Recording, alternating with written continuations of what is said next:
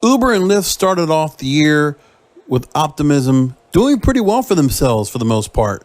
Then came the pandemic, and now they have a rocky ride back to get drivers and passengers back on the road. Before I get started on the story, I hope you'll consider doing a couple different ways to help me out and support me through my venture, giving you great content each and every week right here with yours truly, King of Podcasts. Go to Amazon through my special link, kingofamazon.com. Again, that's kingofamazon.com. And also I got Cash App and PayPal. If you would choose, you can always drop a little bit in the bucket for the cause. I would much appreciate it. Story from the New York Times says that Uber and Lyft are searching for lifelines. The ride-hailing competitors started this year with optimism, but now, like most other companies, they're trying to survive the cratering economy.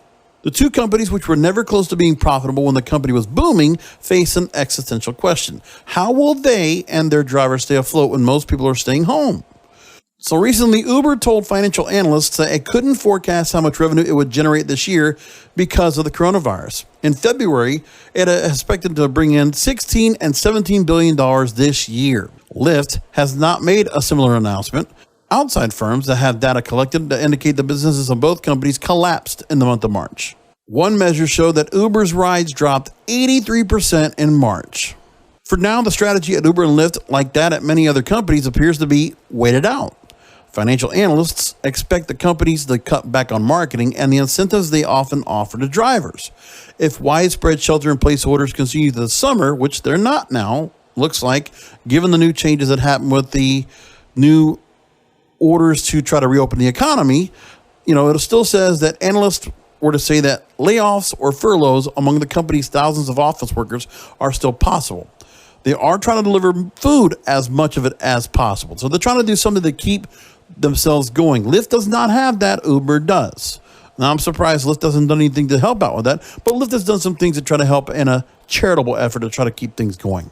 So Uber Eats, its sales got up by mid-March and jumped about 27%, but that's not counting the fact that they also had to go ahead and basically drop down their fees to nothing to get deliveries to keep happening. So Lyft, although it has no food delivery business before the pandemic, they decided on March 22nd to begin delivering meals and groceries for students and seniors, and they expanded the program to 11 major cities, including Atlanta, Houston, San Francisco, and Seattle. So some drivers say the switch to food deliveries hardly makes up the difference. Data collected from 30,000 drivers nationwide by the earnings tracker service Gridwise found that the average hourly earnings of drivers dropped 36% from the beginning of March to the middle of the month. By the end of March, wages began to recover slightly, but still were down 24%. Now, Uber and Lyft also have financial flexibility because their drivers are not on their payrolls. The companies treat drivers as independent contractors and do not pay for health care, vehicle maintenance, and other costs that they would be responsible for if drivers were considered employees. Now, Lyft did direct drivers who were out of work to apply for jobs at Amazon, which said it planned to hire more than 100,000 new workers to meet increased demand caused by the pandemic.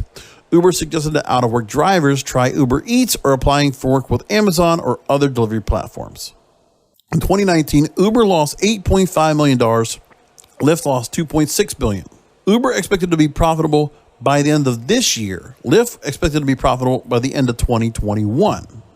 They have other numbers and facts and all they put in here as well. But most importantly, people are going to want to get back to driving. And I think it's very important that nobody's going to go back to taxis again. And the worst thing is, more than anything else, I think anybody that gets back from the pandemic and starts to try to reopen themselves back to society, let alone reopen the economy, they're not going to want to get in some filthy looking taxi.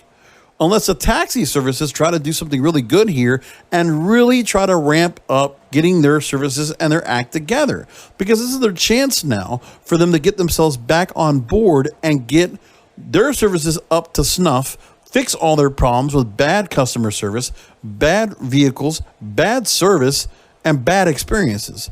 The taxi services can really do that. And what they should do is make it so that they should kind of incorporate some of these other vehicles into their taxi service. Do they need to have the set taxi service like there is with the medallions? I don't know. That should be something that should be considered. Because if you have a taxi service, maybe there's going to be some other services out there that will do something different. But there's too many conveniences with Uber and Lyft to let these go by. I mean, we've had these for, almost a decade now. And I think people just can't live with, or actually it's been 6-7 years? You can't just live without having Uber and Lyft. I don't think anybody can do that. It's too much part embedded of life. It's just like smartphones. It's just like anything. New technology created this, and we can't go away from it. So I would imagine that Uber and Lyft would have to find a way to get some money brought in or get somebody else to come and work with them to keep themselves afloat. But for the most part, I think Lyft and Uber will probably get a good chance to get people back on the road. And the drivers will hopefully get that back. The one thing that's most important that's been struggling for them is that gig economy. For most everybody has been hurting everyone economically. So now there has to be a way to get people back together. And we'll see what happens.